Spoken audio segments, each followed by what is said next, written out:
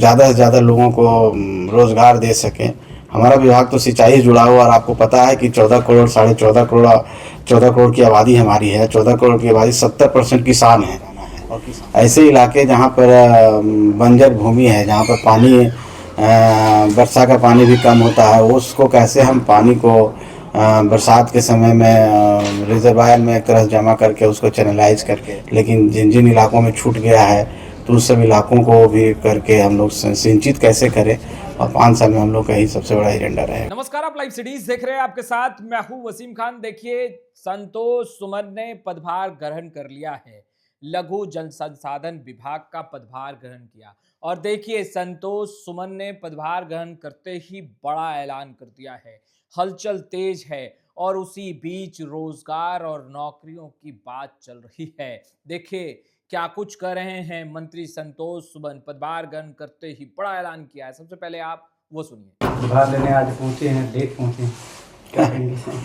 चलिए, बहुत धन्यवाद आप सबको, आप लोग यहाँ आए हैं। लेट नहीं पहुँचे हैं, समय पर ही हैं। और आपके माध्यम से बिहार की जनता को पुनः धन्यवाद देते हैं इतना प्रचंड बहुमत से एनडीए की सरकार को वापस लाने के लिए, और माननीय मुख्यमंत्री जी को, एनडीए के सभी नेताओं को भी धन्यवाद देता हूं कि पुनः दायित्व सौंपने के लिए, विश्वास मेरे ऊपर करने के लिए।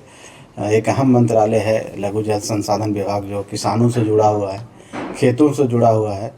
जो हमारे अन्नदाता हैं और उनके खेतों में पानी, उनको खुशहाली और हरियाली के लिए हम लोग को सतत प्रयास कर रहे हैं। बहुत सारा काम हमने किया है, अभी जो काम बाकी हैं, हम समझते हैं कि 5 सालों में इसको हम लोग पूरा करेंगे। तो पुनः आप सबको धन्यवाद कि आप यहाँ पर आए हैं। इस बार क्या कुछ खास आपके लिए सबसे बड़ा चैलेंज क्या है इस विभाग में? देखिए, इस विभाग का है कि हर खेत तक सिंचाई का पानी पहुँचाना है।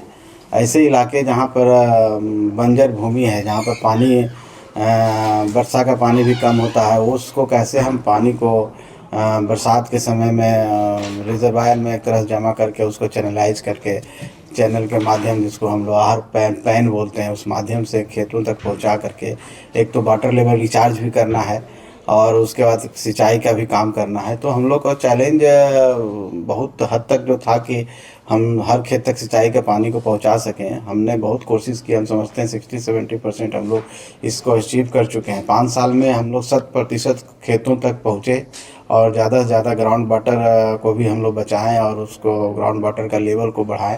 हम लोग पिछली बार मुख्यमंत्री निजी नलकूप योजना की शुरुआत हुई थी, 35,000 लोगों को हमने दिया था।